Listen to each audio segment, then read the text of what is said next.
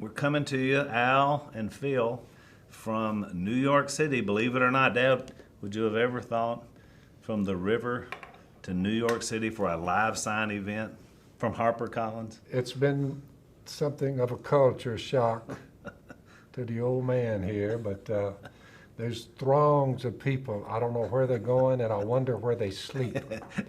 Where do you they sleep? Where do they sleep? I said, well, now they have apartments. They sleep up. You go high, you go up. I'm like, really? So we went through Times Square, and Dad looks around, it's just overload, and he says, Al, there's giant gyrating bodies everywhere. And I was like, yeah, welcome to New York. That's what we're here for. We're here for this, premiercollectibles.com/Phil Robertson. That's where you need to go to get a book, and we're going to be signing it for you, which is exciting. And if you buy one, while you're watching this, you can send in some questions, and we're going to answer those in a few minutes. So, a lot of people ask Dad what the idea of the book, and I still remember it. I don't know if you do, but I want to say it was in early 2016. Dad calls me up and he says, Al, have you ever converted a left winger? You remember asking me that? Yeah. And I was like, well, I don't know. I mean, maybe it's something we've done on the internet. I don't know. I said, do you mean like directly? I sat down across somebody that's what we call a left winger. And I said, I don't know. And he said, I don't know that I have either. See, why is that? So that started a process and a discussion that led to a book idea that we first were calling The Lawlessness of Liberalism, because Trump won and then just the whole country went crazy. So we're seeing all this stuff going on. And so that was kind of the genesis of an idea for a book. It landed on The Theft of America's Soul. And I have to say that the book that we finished with was far better than the ideas that we began with. I mean, it's kind of the process. We didn't attack anyone. Nope. We let them know we love them all. Right. We're not into wings. If a duck is coming right at you, his right wing is on your left. He's coming right at you, see? His right wing is on my left. When he turns and leaves you, that same wing is on your right. So based on the way a bird flies, so it's all comes down to whatever direction they're going. Therefore, before I label someone right or left winger, I'm trying to figure out which way is he going. Is he coming in or is he heading away? That's right. Well, there you go. There's a little I political just call them 101. human beings, and That's some good. are a little confused. Some follow God, some don't. Right. Some are having some serious troubles they brought on themselves. A lot of drug use, suicides, a lot of opioid use, cocaine, crystal meth, a lot of lying and stealing and mischief going on. So we're just addressing it. Maybe someone will say, that old guy, I mean, he didn't even use profanity at all. Right. I mean, that dude he's walking the straight and narrow. Well, What if I could do that? What I like about the book, and by the way, it's premiercollectibles.com/Phil Robertson. That's where you can go to get it signed, the ones we're doing, and ask some questions to us. What I like about it is, that we started kind of, not really as with a political idea, but the idea we were looking at it through a political lens. But the more we got into the book and the culture, it became evident that really the solutions to our cultural issues Yep. were not political. We had to get upstream of that, Yep. and we had to get to people. It's And- not a political fix. right. Nope. Exactly. What you're saying about the about Trump and Trump's mantra? Trump's mantra is "Make America Great Again," and from my vantage, I'm saying the only way you can make America great again is to make America godly again. God's offered peace of mind while you're here. His Spirit will indwell you so that you can be loving, joyful, patient, peaceful, kind, gentle, faithful, and self-control. You'll have all those things. So you have life while you're on the earth and immortality. So I'm thinking, why invest $30 trillion like the Democratic person running, Kamala Harris, recommended? Health care for all. Why not just take God's eternal health care, peace of mind, immortality, and it's free? Therefore, you'll read about that in the book. So Pretty good. the problem with temporary health care through doctors and nurses, Al, is that it is just that, temporary. Right. This is life beyond the grave. So if that's offered to you, I would say at least investigate it. That's right. So the book covers that. And the book is based on the idea of 10 truths and 10 lies. And the 10 lies are those that have been basically peddled by the evil one to our culture. And then Dad, of course, rebuts that with 10 truths. There's no God, chapter number 1. Well, there goes your immortality. It's out. That's right. I'm Chapter like- 1 is important. I'm 72. I can't afford to take the chance, Al, Yeah, I know. that he's not there. We'll start signing some of these books, Dad. And I'm going to start taking some questions from some of you that are already sending them in. And Dad, I'll let you answer them as you're signing there. We're making Dad work today. Really hard. You know, he just hunts all the time now, so we have to put him to work today. Now, here's one I thought was interesting, because on Dad's show, Dad has a show on Blaze TV, which used to be on CRTV, that's called In the Woods with Phil. And so on this show, it could be anything from what's going on in the world, the culture, politics. There's some preaching going on, some spiritual things, but also Dad may be in the kitchen. He may be in there with Mom. Maybe in a duck blind. He may be in a duck blind. So you get all these different views of what's happening. So this person, this is Charlize from Dayton, Ohio. Yep. And so she said, how do you know, this is a great question, how do you know when pralines are ready to go from pot to wax paper? Because we did a praline episode, and that's where she probably saw it. She said, when I make your recipe, they start to harden before I make it to the paper. Yep. I'm from Louisiana, I live in Ohio, and I'm trying to prove to my husband that I'm a bona fide Southerner by getting this right. So this is important. Listen to me carefully. Make sure you have 1 cup of light brown sugar and 1 cup of white sugar, a little touch of salt. Make sure you got a small can, pet milk, evaporated milk. You pour that in there. You got it about medium high. Listen, just stir that, Ohio, for 3.5 minutes. Don't go forward. Kick it back a little. 3.5 minutes. Exactly 3.5 minutes. Just stir a little bit to keep it from sticking. At 3.5 minutes, throw your pecans and your butter in, and you walk over there and you have your wax paper already ready. Have it already laid out. So you're sitting there, you just took it off, and it's bubbling a little bit, and you got pecans and butter in it. Take a large spoon, and you begin to stir that rapidly. I'm saying about 50 times do this. 1, 2, 3, 4, 5, 6, 7, 8, 9, 10, 11, 12. You hit 50. When you hit 50, you'll kind of look at it, and it'll begin to thicken. Get it out as rapidly as possible. That's where she's having the problem. I mean, That's you where she's having have to move like I'm moving, like this. Look, you're getting it out like that, and you'll get it all out of there, and you'll learn that it'll sway down a little bit. You want it shiny. It gets dull. You've been looking at it, it's real dull and kind of She's crunchy. up there, Dad. Yeah, right here. You want He doesn't know computers very yeah, well. hey. So look, where are you? You're all the way in Ohio. How She's can in I know Ohio, you there? But she's from Louisiana. 50 times, 3.5 minutes, take it out, pecans, butter, and look, 50 times, get it on the sheet quick. It'll make about 12 or 13. It'll work every time. You just got to practice at it. By the way, the first few batches I made happened to me. What happened to you happened to me. So I just learned I have to be faster. And they don't get any more bona fide Southern than this guy. So you'll get it right. Keep working on it. Here was an interesting one, Dad, from, and this story could be from a lot of people. This is Deborah from Michigan.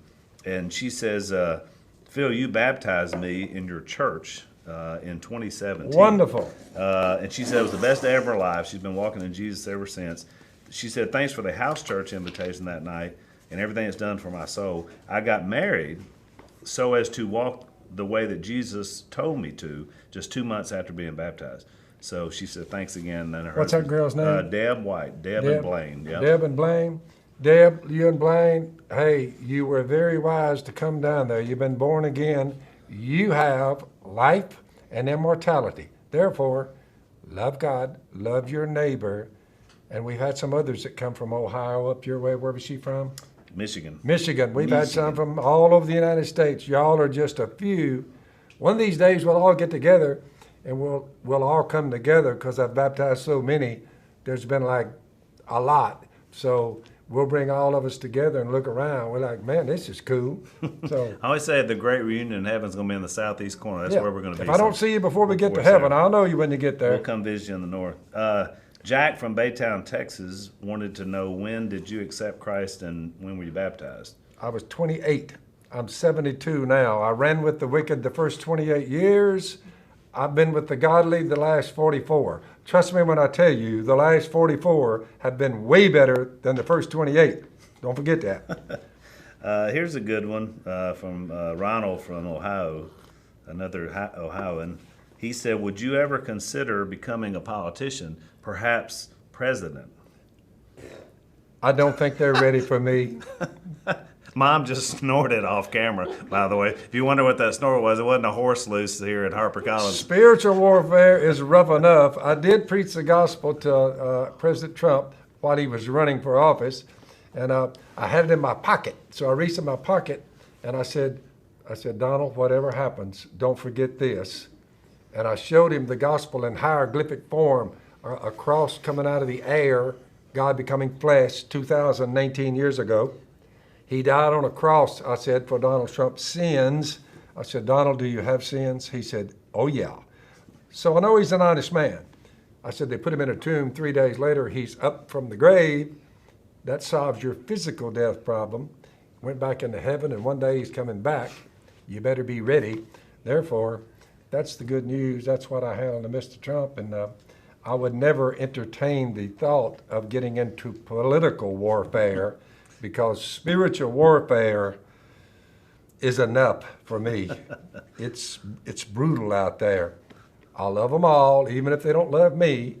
I forgive them if they curse me. I don't hold it against them. Remember, Jesus never made a mistake, and look what they did to him. He never made a mistake. I've made a lot of them. So when they curse me, I'm like, I don't curse them back. I just forgive them and move on. Forgive them and move on. That's all you can do. So Elliot, who's in Rogers, Arkansas, I know it's just there. It's a beautiful place in our country. Yep. So what is your favorite passage in the Bible?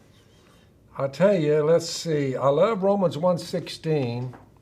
I'm not ashamed of the gospel, because that's Jesus' death, burial, and resurrection. I'm not ashamed of the gospel, for it's the power of God for the salvation of everyone who believes. First for the Jew, then for the Gentile. Now listen to this. For in the gospel, the story of Jesus, his death, burial, resurrection, a righteousness from God is revealed, a righteousness that is by faith.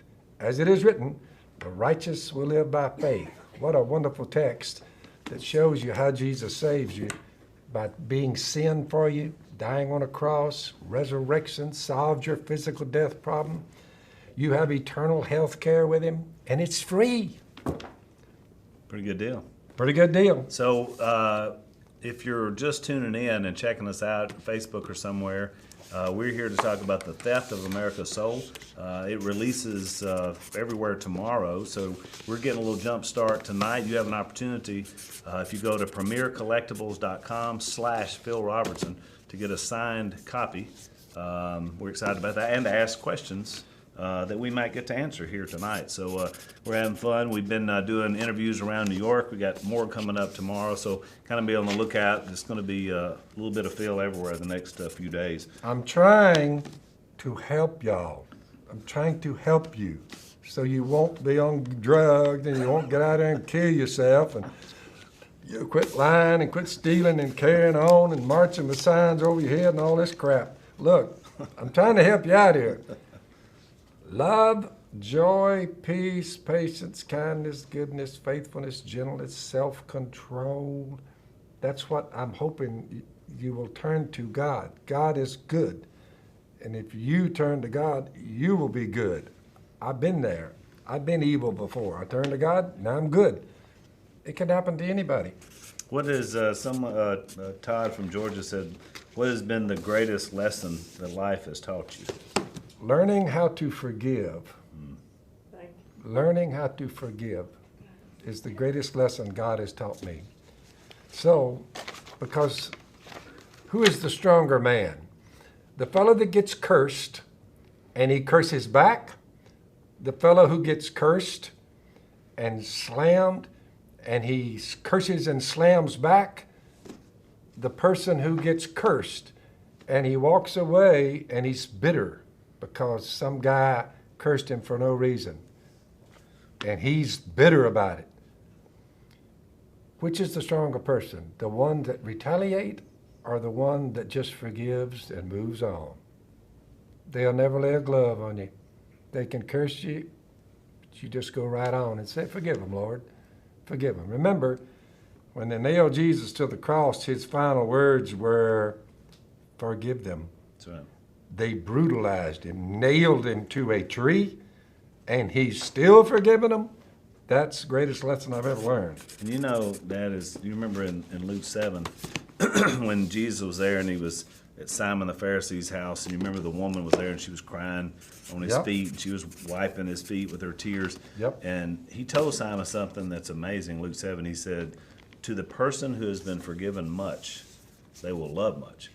But to the person who has been forgiven little, they will love little. And that's just what you were talking about. What a great lesson, that your capacity to love people is based on your ability to embrace forgiveness, whether it's from God or somebody else. So it's a great life lesson. You remember when the disciples came to Jesus and they said, how many times should we forgive someone? 7? And he said, 70 times 7. They're like, do what? He said, 70 times 7. Here's the point. Count up your sins and look how many God forgives you of.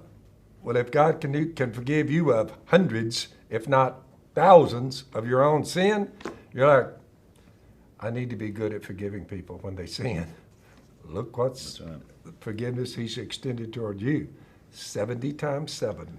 Don't forget that. It's a great lesson. So someone asked... The world will be better off for it, Al, if they practice that. Absolutely. Someone asked, and this is appropriate since Mom is here with us today, what is your favorite thing that Miss Kay cooks for you? My favorite thing that Miss Kay's cooked for me, chicken and dumplings, cornbread. Pies.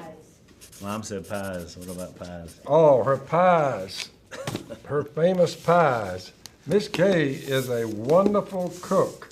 I've been running with Miss Kay, by the way, since she was 14. And I know some of you are saying, well, in your book, you mentioned that you were a heathen. I was into myself. Selfishness had come upon me. So I was immoral. I got high, I got drunk, got laid. I was a mean man, but I didn't know Jesus. Miss Kay patiently waited me out until I turned to God. Now she's a multi-millionaire and a fine thing and a great cook. I said, well, Miss Kay, you waited, and now you got that long green in your pocket. She said, but I was very, very forgiving towards you. She could have called me, and there would be no Duck Dynasty, no book, none of this. I hadn't turned to God. If she hadn't waited, all of it would have collapsed. Thank God Almighty in heaven for Miss Kay. What'd she say, Dad? If she's been with you being poor, and she's been with you being rich? She said, I've been poor with you, Phil, and now I'm rich with you. She said, trust me when I tell you, rich is better. Spoken like a true woman.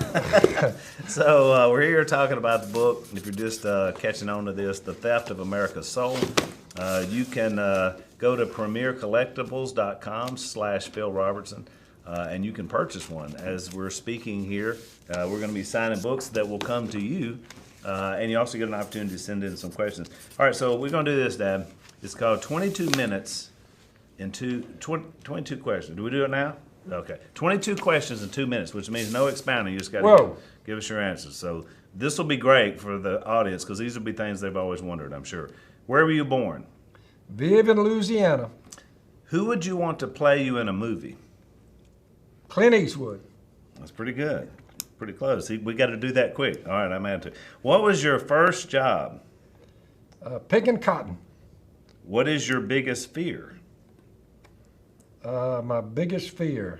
That I'll leave him. Miss Kay has chimed in and said that I'll leave him. That'll work. That ain't gonna happen.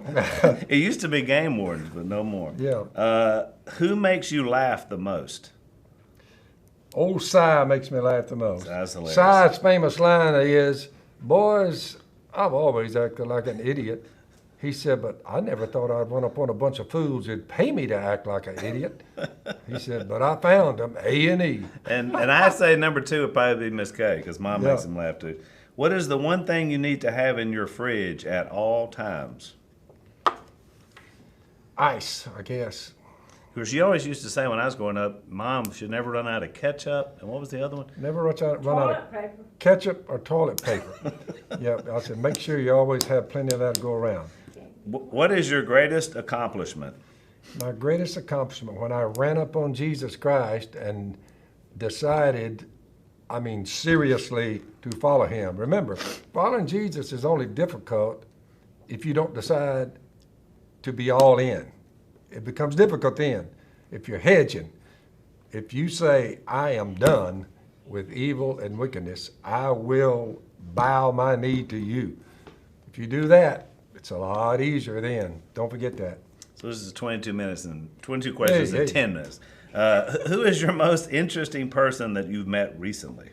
Interesting person I've met recently.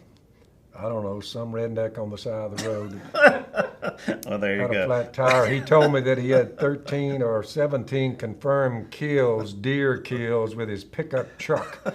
I'm like, dude, So out of all the people we met, thank you, redneck on the side of the road. Well, what is your middle name? Alexander. They named me after Alexander the Great. I'm lying. He named me after Alexander, one of my kinfolks. So I was named after Phil Shores, who was 17 years old, volunteered for the Marine Corps, and died on Okinawa. First step off the boat, wasn't it? 17 years old. They named me after him. So my middle Which name is, I think, Alexander. one of the reasons why we've always been so sensitive to our military and people that, I mean, you were named after a guy that gave his life for us. 17, he was just a kid. What is your biggest pet peeve? My biggest pet peeve is my woman is a hoarder, but it's kind of like you say, can you live with it? Oh, I can live with it. I am surrounded by stuff I don't even know what it is. You understand what I'm telling you? And every room is full. The irony is when I say, can you find, trust me when I tell you, that woman can go through that junk and find papers signed in 1962. I mean, she knows where it all is the scary part. I'm living with a hoarder, but she's a great woman, so I can live with it. It's a pet peeve, though. What is the last book you read? The last book, 1 John, about chapter 3. Do not be like Cain, who, this is the message we've heard from the beginning. We should love one another. Do not be like Cain, first murderer ever recorded, who murdered his brother. Why did he murder him? Because his deeds were evil and his brothers were righteous. That's the motivation for murder, the evil one in people. He'll make you kill people, abortion, the whole thing. You'll see that in the book. So one of you asked, I saw a question, how does he know the word so well? Now you know, he's got it memorized. The last book I read was The Theft of America's Soul, Hey. which you can get on premiercollectibles.com/Phil Robertson. Go there now and check it out. All right, here we go. Next question, Dad. In 22 questions in 22 minutes. What is your favorite hobby? Ducks, chasing ducks. I knew that. What is your guilty pleasure? My guilty pleasure, Now let me tell you what that means for coffee in the morning, Okay, don't worry. I didn't know where you were going to go. strong black coffee in the morning. Strong You black say coffee. it's You don't have to pleasurable. be guilty about it, but You it's like fine. it? Yeah. Right. Maybe a good chew of Red Man, spitting. There you go. Now, there's a guilty I pleasure. used to watch those old black women sitting on the porch, and Si and I would watch them, waiting on them to spit. I'm telling you, those women could spit a spew of snuff up to 20 feet. So we tried for years to be able to do that, but I said, how did they spit that far, Si? He said, I've never seen anything like it. It was impressive. Yeah, that's something you don't see every day. Nope. Do you have any hidden talents? Hidden talents? Nope, I'm not talented much of nothing. I'm a C+ man, and proud of it because I'm smarter than half of them. C+, smarter than half of them. You say, well, half of them are smarter than you. I can live with it. I'm in the middle. What is the color of your toothbrush? I have no idea. Yeah. Do I you even just- have a toothbrush? Well, I got one. Several. I'll pick up one. Miss Kay keeps them in a little thing, beside there, So You didn't even know they were whatever's closed. there, I pick What's it your up, favorite snack?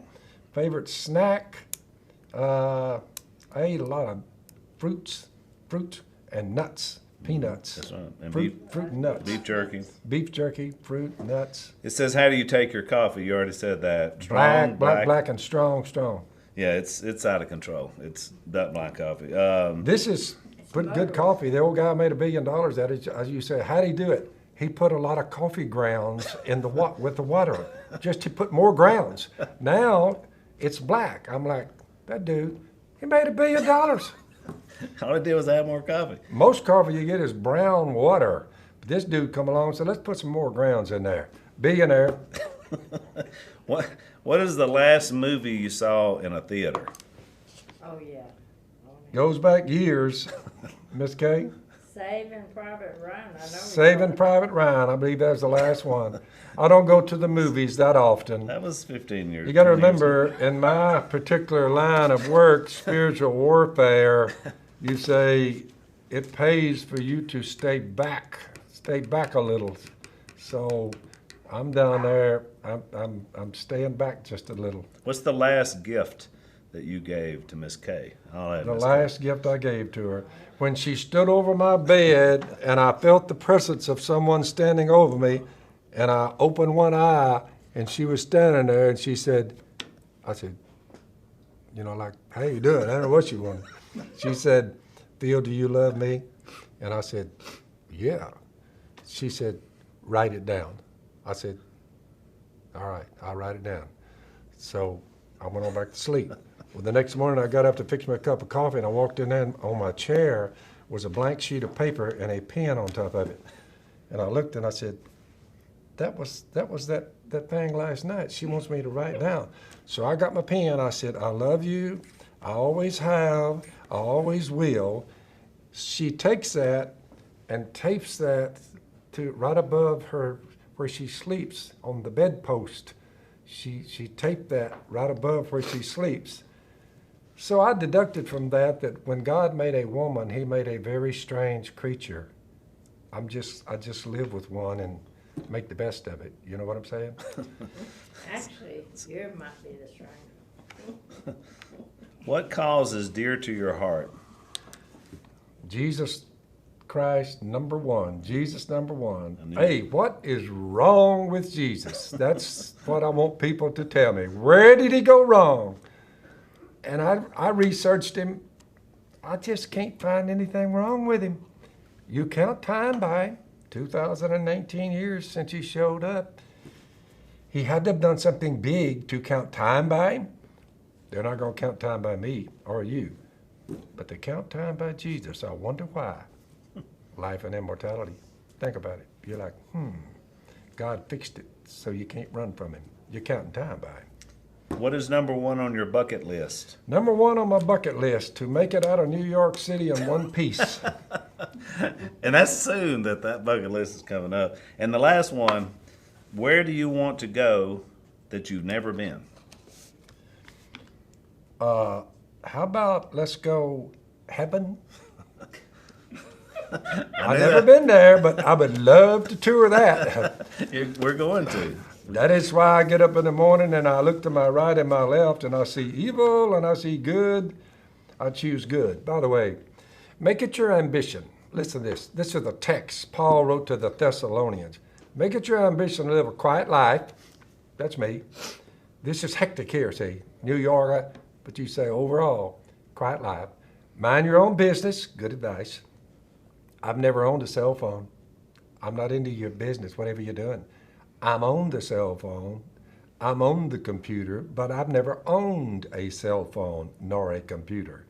They film me. I get on what you're seeing now. You say, this is the only access we're going to have to you. You're not checking us and seeing what. Nope. Nope. So you look at it. What was the question? You answered it. The theft of America's soul. If you're joining us new, Dad is signed. This is God's live sign, so we're signing some books. PremierCollectibles.com/Phil Robertson is where you go to get one, and we want you to go and buy them. The more we sell, the better chances we have to make a statement with this book. So we need you guys jumping in there with us and being a part of this. This has been a great project, just doing it. Someone here asked if is Willie okay after the Saints game, or is he still so sad? It hurt us all, but we got over it. He's still suffering. You know, forgiveness is the greatest life lesson you Hey. ever learn. We got to get past it. Come on now. We know we're hurting, but we can get past it. Move on. And who knows about Willie? Someone asked, how is Bobo? Bobo doing well. Who's your Bobo call, Mom? He's my snake wrangler. Yeah, that's a line. He tried to whip old Blue, my Labrador Retriever. He lost.